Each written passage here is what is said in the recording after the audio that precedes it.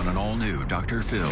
They're identical twins. You loaded your profile on a sugar baby website. I did not know what it was. You look exactly like me. What if they think it's me? But their attitudes My sister's considered the good twin.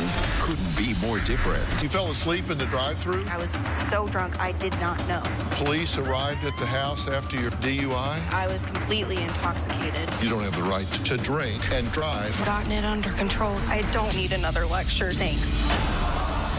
Let's do it. Have a good show, everybody. Here we go.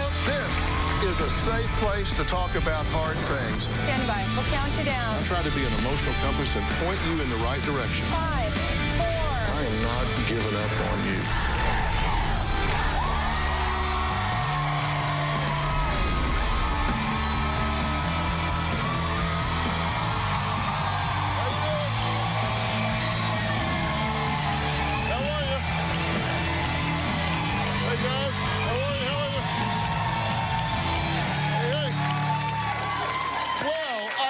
Twins Shaylin and Skylar admit they were close growing up. So close that friends, coaches, and teachers really had a hard time even telling them apart.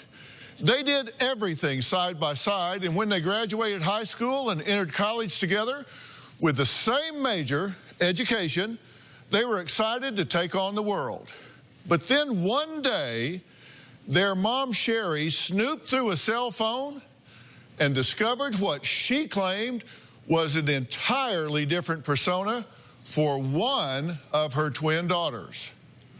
It turns out Skylar was living a secret double life. Sherry says she found texts between Skylar and strange men on a sugar baby website, using her own sex videos in exchange for money. And there's more. Sherry says she also discovered that while Sister Shaylin, who Skylar calls the good twin, was getting ready to graduate college with honors and plan her wedding, self-professed bad twin Skylar was partying, sleeping in her car, running on foot from police, and getting multiple DUIs. Take a look. Growing up, the girls were so cute together. They had nicknames for each other. Skylar's nickname was Glucky, and Shaylin's nickname was Nene. My sister Shaylin and I went everywhere together, and we told each other everything. My sister and I are twins, and twins have a very special bond. We can finish each other's sentences. When the twins went off to college, things got to change. Shaylin is on the dean's list. Skylar started hanging out with the wrong crowd. My sister Shaylin is considered to be the good twin. She's never been in trouble. Skylar has said that she is the bad twin. One day, almost 2 years ago, I was drinking and I decided to jump in the car to go see a guy. The cop pulled me over. I was charged with DUI. I was so angry and so furious. I just couldn't believe how irresponsible Skylar was. I said to myself I'd never drink and drive again, but I didn't keep my promise to myself. 1, 2, 3. 5 months ago, I was arrested again for another DUI. Skylar fell asleep in the drive-thru of a local fast food restaurant. The police put Skylar under arrest. She slipped out of the handcuffs. I must have been extremely intoxicated because somehow I found a way to go home and fall asleep in my own bed. Hours later, the police showed up at our front door. I remember being handcuffed in my room, placed under arrest, and then I was taken to the police station. I was beyond furious. After my second DUI, I entered intensive outpatient treatment. I just swore I would never drink again. Skylar had everyone fooled. A month after Skylar's second DUI, she was arrested again. This time, she totaled the car. I had swerved one way and jerking the wheel the other. I ended up nosediving into a ditch. I felt absolutely betrayed, and once again, I couldn't believe she was going to put our family through this. But Mom says there's even more going on with Skylar. When she went to rehab for her not first, not second, but third DUI, Mom took Skylar's phone and she started digging around. Now, she did not like what she discovered. I discovered naked photos and graphic videos. My mom found I had been lying to her and my dad about a lot of things. I found nude photos she sent to people and she had received from people. There were hundreds of text messages asking for money. I also saw her profile had been uploaded to a sugar baby website. No, I'm not a sugar baby. If my mom thinks I was asking people for money, if it happened or not, it's none of her business. I have male friends and I have a sex life. My mom put me on birth control when I was 15 or 16 years old, so I don't understand why that was so shocking. I was horrified. I wanted to cut her out of my life. She's completely blowing this out of proportion. I'm furious at her. What my mom did was a complete invasion of privacy. My sister has been living a double life. My fear is that if she keeps meeting up with men that she doesn't know, someone will rape her or someone will kill her. Skylar is not the person that she used to be. As her mother, I felt like, how could she even be my child? Right from the top, you don't seem very happy. No, not at all. Why not? That's just a lot of personal stuff up there, and I think we're here because my mom doesn't know how to let things go. Do you want to be here? No. So why are you here? Because I'm doing it for the family. And so what are they going to get out of it? I hope that they get that I'm trying to do the right thing. By the way, I agree with you. I do think you're trying to do the right thing.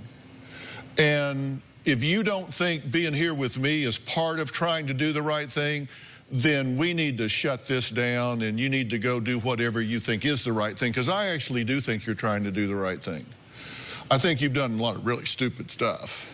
And I think you and I would agree with that. I mean, like, really stupid.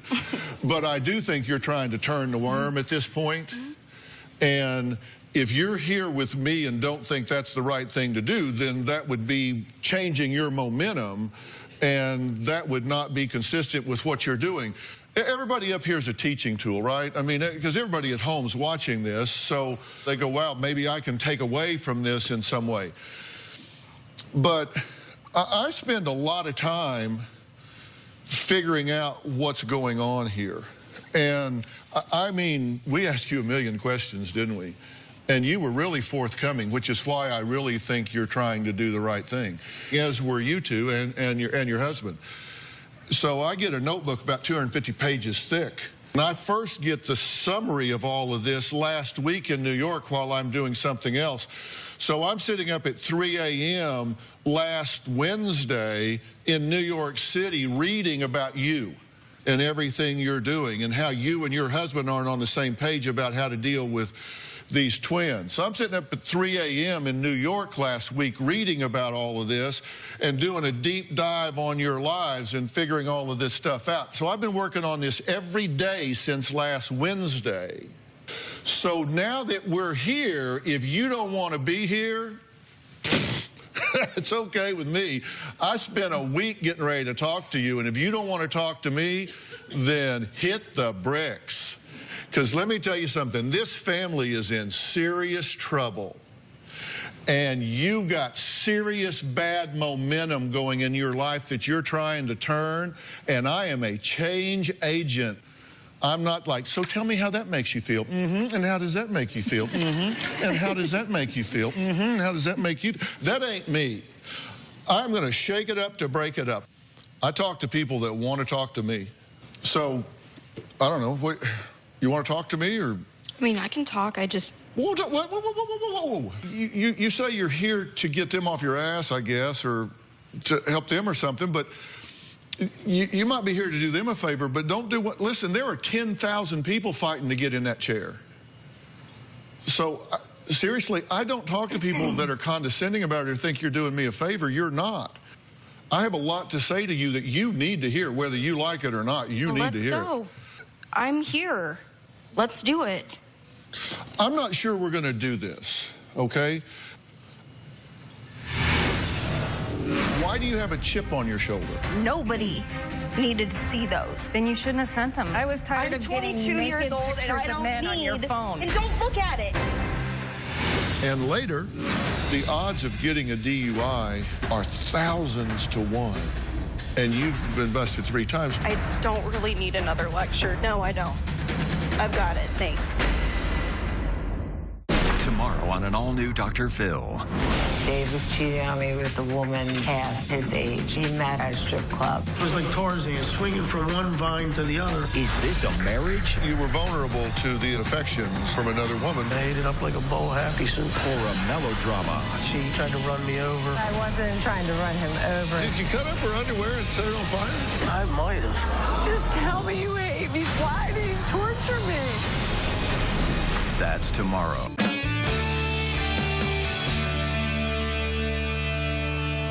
So why do you have a chip on your shoulder? Because I'm not happy about what was displayed in that video. Was there anything displayed in that video that was not true? No, I just don't think that it's the entire show's business. Showing photos of me that I cannot believe that you sent in. Why would you do that? It was on your phone. When you send out those pictures, though, you look exactly like me. And what if somebody that knows me, that doesn't know you, somehow that picture gets sent to them or they see it and they think it's me? I never thought about that, and I'm sorry. But at the same time, nobody needed to see those. Then you shouldn't have sent them, because when you send them out, you don't know where they're going to end up. I'm 22 years old. Some strange person can see photos of you, and they can figure out where you're at. And they can come and take you away from us. I brought you here because I'm concerned about behaviors you've displayed. I know you've gone through treatment, but I don't think it's even touched the tip of the iceberg. That's ridiculous. I think there's so much more. I think you have no idea. When I went to treatment, nobody asked me how I was doing. That's not true. We The only came time to see it was you brought every up. Friday. I'm not saying you didn't come to see me. I'm We saying talked that you about never you. asked me how I was doing. No, Okay. now you want to sit here and discredit everything that I did in there. And that is You know not what? right. You have You made spent- no effort to talk to me since I got out of treatment, so you don't know what I've done to change myself. If I didn't ask you about yourself, I guess I thought maybe it wouldn't be a good idea for me to ask you because I didn't know if you would want to talk about it. Within 12 hours of you being dismissed from treatment, you loaded your profile up on a questionable website. It's none of your business. When you Googled it, it was a sugar daddy, sugar baby website. That's none of your business. It is And like my I've business said because to Dad, I love you. I did not know fully what it was. The name and of you the can believe me or website- not, and I really don't care. The name of the because I'm sick and website tired says it. of If trying you- to defend myself to you. That's not your business. You have all my account information. You have my email, my Facebook, my Instagram. Change my Snapchat password. I'm sick and tired of it. If you're not picking on me for one thing, it's gonna be another. I was tired I'm of getting 22 naked years old, and pictures I don't of men on your need- phone. Then don't look at it. We've paid for that phone. It's not your phone. We let you borrow that. Then don't get mad when I go out and get a new one. Okay, talk to me for a minute here. Put them to the side for a minute. I have a lot of respect for the fact that you went into treatment and that you completed that treatment. And I'm really interested in what you learned in that treatment. And when you come out of that treatment and you tell your family that your life as a member of this family is none of their business, I would like to know what your reasoning is about that. I'm saying my social media accounts, none of their business. My sex life, none of their business. I agree you have rights to some privacy. There have to be boundaries. I totally get that. But are you defending the indefensible here? I mean, you're saying that you're not a sugar baby, that you're not on these websites. That's not true. That's a lie. That's exactly where I mean, she may have come about that by violating a boundary, but it is true, correct? I did, but I didn't go into it knowing exactly what it was. I knew it was like a dating, hookup, whatever site. I didn't know that it was, what do you call it, sugar daddy, sugar baby website. Wasn't aware of that, and it said nothing about that in the description of the website. What I'm talking about is you're talking to people about giving you money in exchange for you being nice. Okay. You referred to it as a, quote, sugar relationship. Right here, yes. That was never on my phone. And if it was on my phone, I don't remember. Because throughout that time, I was drinking a lot, and there was a lot of stuff. Are you still on the site? No, I deleted it. While you're on the internet, go to places like Daily Mail, CNN.com, and read the stories. Girls that do those things wind up dead. And your sister makes a good point. You two look more than a little alike. You understand she has a right to privacy. Yes. You need to acknowledge that. I'm sorry. I just want to keep you safe. No, you can't say it and then undo it. That's what's wrong with this family. You people talk in riddles. You say one thing and then do another. I say, you need to acknowledge her. Yes, you have a right to privacy. You said, yes, you do. But, no. The twins' father, Paul, is here. God, I hope he makes more sense. We're going to meet Dad next.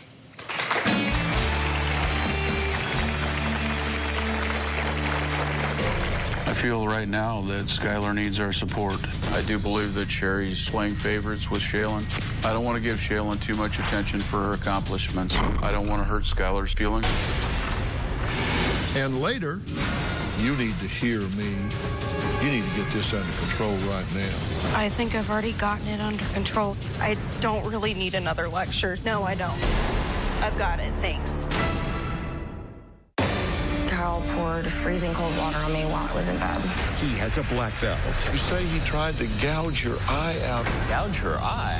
She's had bruises. I don't try and hurt you. I just try and stop you from doing anything to me. She's charging you like a bull? Is that what you're saying? And you're having to take her down? Yeah. She's ready to marry a stranger. And now cops show up at her door. I'm terrified that my grandma's going to go to jail. You won't believe the twist in this alleged catfish story. Where is this mystery man? We found him. He's here today. A convicted hospital worker. I saw Jameson committing a sexual act with his patient. What he's saying is wrong. She grabbed a hold of my shirt and pulled me towards her. Could this have happened the way he said? Absolutely not. But did you actually see the sex act taking place? From homemaker My mom is a party mom. to divorced with 2 DUIs. 100 miles an hour with the cops chasing her. Slammed into a wall. It's enough to drive anybody crazy. You're saying I'm not sure why they have the opinion of me being a party girl? Maybe it's because you're a party girl.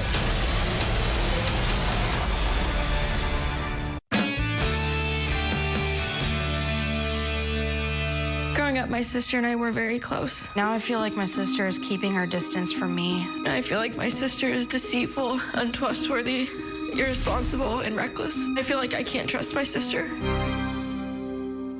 Sherry says her 22-year-old twin daughters are complete opposites. They're behaving differently. I don't think they're complete opposites.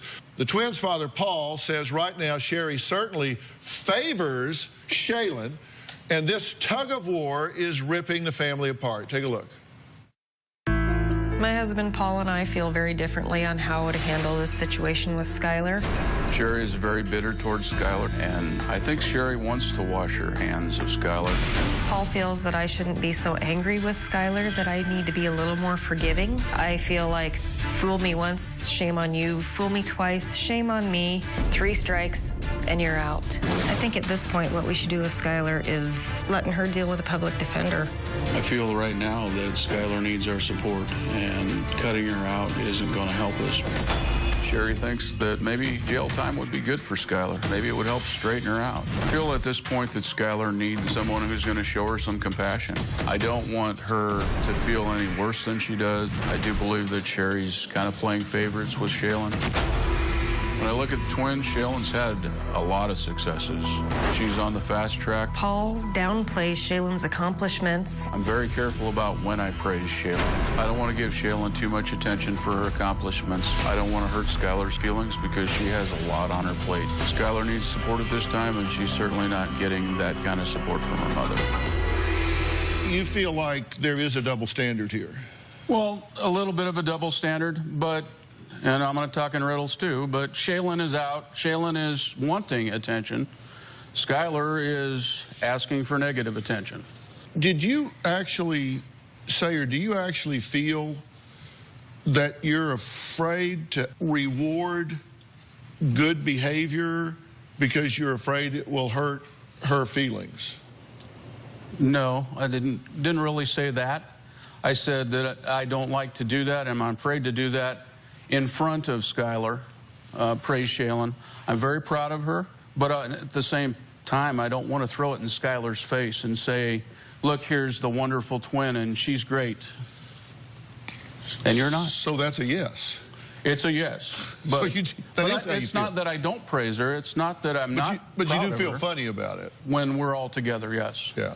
I do think she's trying to make some movement in the direction of positive change. Because I've worked with addicts and alcoholics for 45 years. And when I see somebody that has made it through, it's not a success-only journey, come on. I get that. But somebody that has stuck it out and made it through 30 days of a treatment program, that is no small thing. She had to really bear down to do that. I agree with you, and we're a week and a day out of that. But as she admitted earlier, in 2014, I'm never going to drink again. In December of 2015, I'm never going to drink again. Now, in April of 2016, February, we're waiting to see the positive results. She can't give you a year of sobriety today. All she can do is be sober one day today. at a time. And what she can do is be honest today. And the truth is, you've been a pretty past master at lying, right? Right. You know, you got to get the attitude where you say, you know, what the hell? They can kill you, but they can't eat you. So you just got to start telling the truth. I mean, just tell the truth. I mean, what the hell? What are you going to do, piss them off? I mean, they're already in shock. Oh, my God, she went on a sugar baby site. Oh, my God, she's gotten 3 DUIs. Oh, my God. I mean, it's not like you're going to ruin your image with them. So this is a good time to put it all on the table, right? Mm-hmm. They're already shocked. So get it all out now. It's like the day of amnesty. Really? You know? You had no idea why the police arrived at the house after your second DUI? I was so drunk, I did not know. Well, you were sober enough to escape and get home.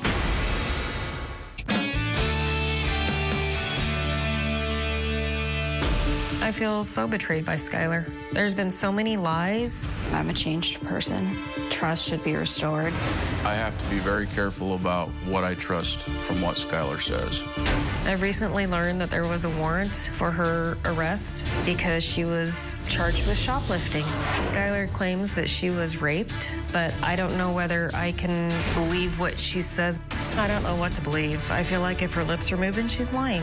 What my family needs to know is that if I'm not going to get positive support from them, I want nothing from them at all. She's told a lot of lies in the past, right? Mm-hmm. You said that she blamed her advisors for bad grades instead of excessive partying, right? When you weren't doing well in school, you said, well, her advisors gave her, like, what, bad courses or whatever? Yeah, they didn't steer her correctly. Yeah, but, I mean, you were partying your ass off, right? I mean, I was, but I don't think I ever blamed my advisors. You claimed that you had no idea why the police arrived at the house after your second DUI? I was so drunk, I did not know. Well, you were sober enough to escape and get home. You know, the police report said that I was so incoherent. I couldn't talk. I couldn't stand. I couldn't do this. So escaping and getting home, that amazes me too. The police report said, I was dispatched to a fast food restaurant for a report of a female in a vehicle in the drive-thru, sleeping. You fell asleep in the drive-thru? Right. I collected a breath sample that resulted in a reading of .253. I placed her in handcuffs. I went over to my patrol car and observed that the back seat was empty. She had escaped. I went to the address, which is the address that she gave for herself during the DUI investigation. She offered some resistance while I was applying the handcuffs. During this time, she also told her sister that she had been raped by a male and gave a name. So you got out of the cuffs and out of the car and ran home and got in bed. I'm not saying I didn't do any of that. I did it. I didn't remember it. But after reading the police report, it makes sense. Why do you drive when you drink? Historically, you've done it a number of times. July 14, 12, 15, February 16. On February 16, you totaled your car. Ended up in the river. Why do you think you drive when you drink? Because you're a smart girl. You know the dangers of it.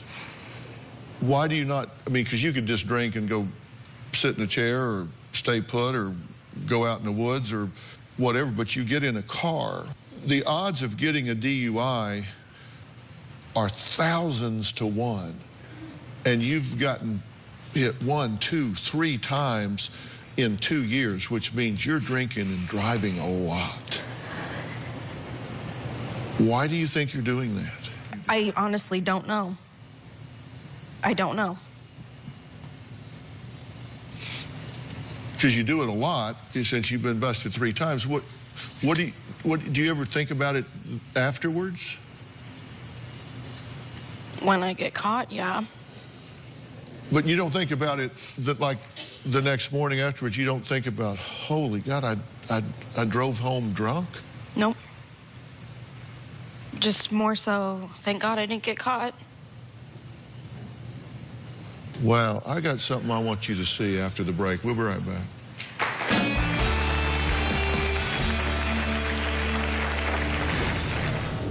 I don't really need another lecture. Okay, well, I won't give you another lecture. Thank you. But I'll give you one. You ever bail her out of jail again, you're as guilty as her driving behind my car. Last week, I just got out of an inpatient alcohol treatment center. I've been hopeful about the direction that my life is going in. I plan on going back to college. I am currently looking for a job. There's nowhere to go but up. My fears are that Skylar's going to revert back to her old behaviors. I told you my biggest fear is that someday I'm going to wake up and you're not going to be there. My greatest fear about getting out of treatment is that my family will drive me to drink again. Before the break, I said, how do you feel about the fact that you drive while drunk? Do you think about it after the fact? She says, no, not really. That's not okay.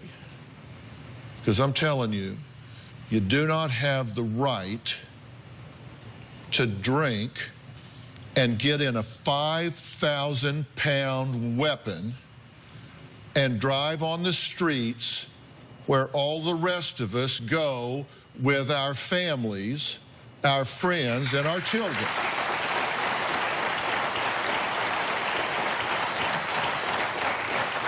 She doesn't, you don't, nobody does, because bad things happen.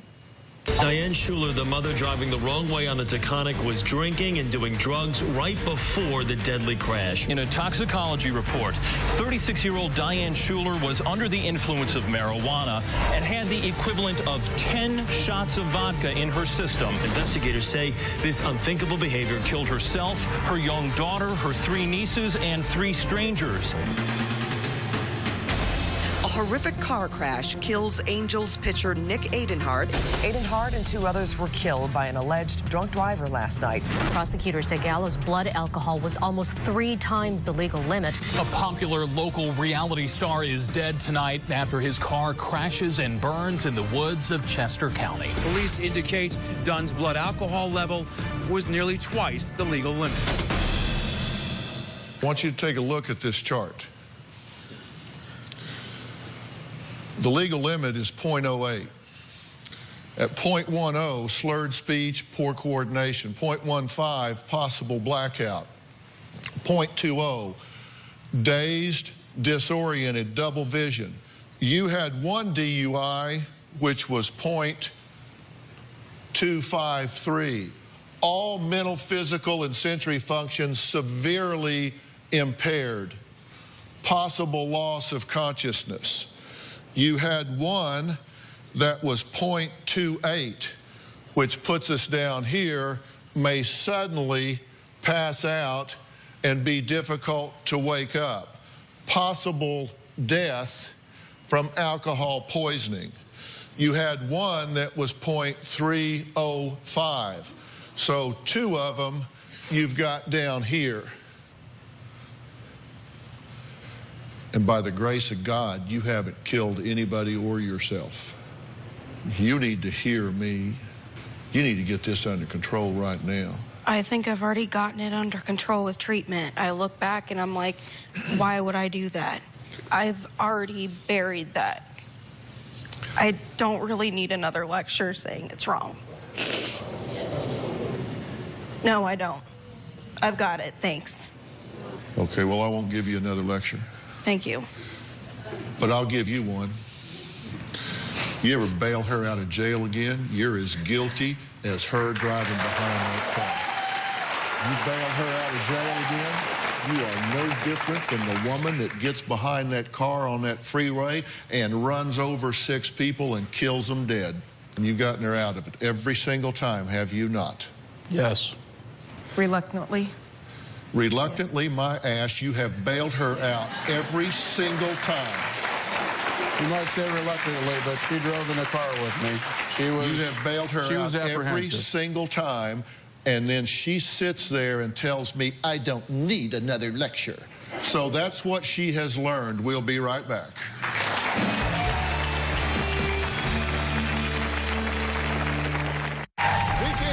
Show without you, our studio audience. If you are going to be in the Los Angeles area and you would like free tickets, go to drphil.com and click on Be in the Audience. Because we have a lot of fun here, don't we? Or you can call 323-461-PHIL.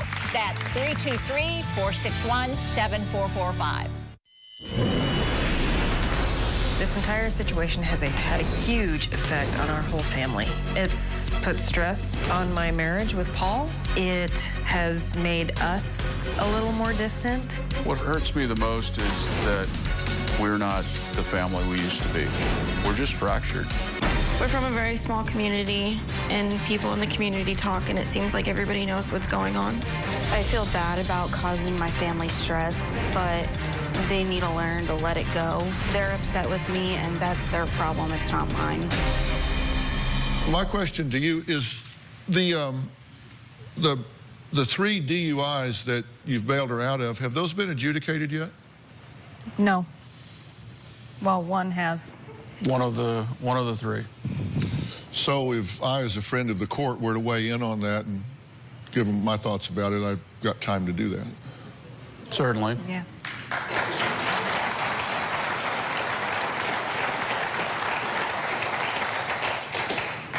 Good to know.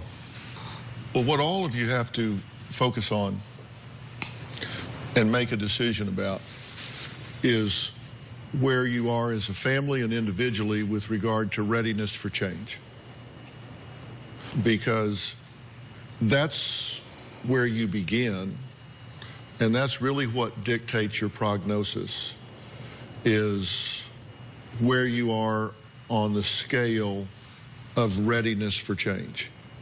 And when you look at the readiness for change, there's 4 stages. And you have to ask where you are on that ladder. And the worst place you can be on that ladder, stage 1, where you're just compelled by authority to change.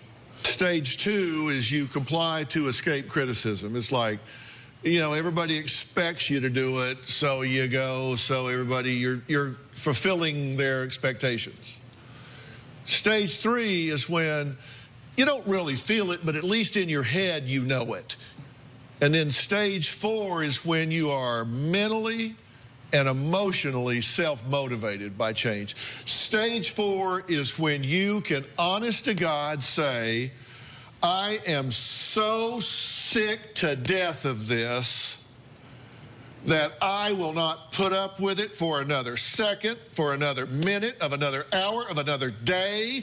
I don't care how scary it is. I don't care what's on the other side. I will not put up with this for another second. I will change this. I don't care what it takes. I will change this. That's when you get change. That's when this family will change. I am going to get you some professional help as a family. I'm not going to single her out and get her some help because this is not a her problem. This is a family problem here. And you two sisters, I'm married to a twin. I get you two have a twin speak, right? You know, come on. Speak your shorthand. Close the gap here. Be stage 4 ready. Close this gap. You're the father. Lead this. Fair enough? Okay. Next, it's the deadly virus that many people don't even know they have. I'll tell you more after the break. Want to get something off your chest? Sign up for the drphil.com community and weigh in on your favorite episodes and share your personal stories with other community members. Plus, get started on your own blog to share your thoughts on the topics that interest you most. I'll be reading those message boards. Log on to drphil.com today. Can you imagine walking around with a possibly deadly disease for decades and not even know it? My next guest was shocked to hear he had a silent disease lurking inside him. Take a look. Probably been living with hepatitis C for 45 years. I didn't even know I had it. I'm not sure how I got it. I felt scared as to what the disease had been doing to me and for how long. I endured several treatments, multiple injections. The side effects were awful. Weight loss, hair loss, weakness, blistered my hands. It was really unbearable. But we didn't give up. We found one more treatment, and my health started to improve. I am able to do activities again that I could not do, playing my guitar, riding my motorcycle. It's just fantastic. I get to spend much more quality time with my family. My outlook is definitely brighter and full of hope. Okay, joining me is Dr. Fred Pourdad, professor of medicine at the University of Texas and Texas Liver Institute, and his patient, Jim. So, welcome. Thank you. Jim, you lived with this disease for many years, and I can imagine the worry you and your family went through. So, how is your disease these days? I'm hep-free. I'm cured. Completely cured. And this particular treatment was nothing like previous treatments I had taken. And it's like you have a new lease on life. So, Doc, this is great news for Jim. So tell us about hepatitis C. What is it? Well, Dr. Phil, it's actually the #1 blood-borne illness in America. And because it often has no symptoms, it's called a silent epidemic. Since there are no symptoms, I guess it's overlooked, underdiagnosed, right? It is, and oftentimes it can progress to cirrhosis, liver cancer, the need for liver transplantation, and because of that, it's important to make the diagnosis. Wow. So who is at risk for the hep C virus? I mean, who's the most at risk for this? Well, there are a variety of ways to actually be exposed to the virus, but what's important is that 3.5 million Americans are infected. Half of them don't know it. And many people, like Jim, harbored the virus for 30, 40 years. And it's a killer. It actually kills more people in America than HIV. Is there any particular group that's at the highest risk for this disease? Well, the so-called baby boomers, people born between 1945 and 1965, 1 in 30 have hepatitis C, and the CDC recommends that they have a one-time screening for the virus. Tell us about these previous Hep C treatments. How have they evolved? Because you're saying this is like nothing he's ever done before. Well, prior to 2011, the treatments were very long. We could treat people for up to a year. Incredibly toxic. Most patients had a hard time with the therapies, and we cured 40% or less. Now, a cure is considered when there's no virus at least 3 months after the end of treatment. Wow. So before, the rate was 40 to 50%, and the side effects were pretty rough. Terrible. Intolerable sometimes. Yeah, absolutely. So what are these latest scientific advances in Hep C? Well, now the treatment are much shorter duration, very well tolerated, and we're curing over 90% of people. And in the past few years, it is estimated that more people have been cured of hepatitis C than in the previous decade. Seriously? That's amazing. So if somebody, you say 3.5 million people, if somebody has Hep C or thinks they're at risk, what do they do? It's important to talk to your physician and say, you know, I was born between 1945 and 65, or I think I may have risk factors. Please go ahead and screen me for hepatitis C. It's a simple blood test. Yeah, so this is not some big invasive thing. They can just ask for it when they get regular lab work done? Yes. But you have to ask for it? You should ask for it, yes. Okay. So where do people go for more information about Hep C? Well, there's a lot of great information out there, a lot of good websites. The CDC obviously is one of them. One that's particularly patient-friendly is called hepchope.com, and they can get a lot more information there. Okay. Jim, what would you tell other people with Hep C? I mean, you've dealt with it. I tell them to talk to your specialist. So many things have changed in the last couple of years. There's more options for people, and there's actually hope for people with Hep C. We wish you a long and healthy life. Thank you very much. Best of luck. Best of luck to you. And listen, Doctor, thank you for all this great information. Seriously, I want to thank all of my guests today, especially Dr. Poordad. See you next time. Thanks for being here. God, thank you. Well done. Appreciate it. Thanks, guys.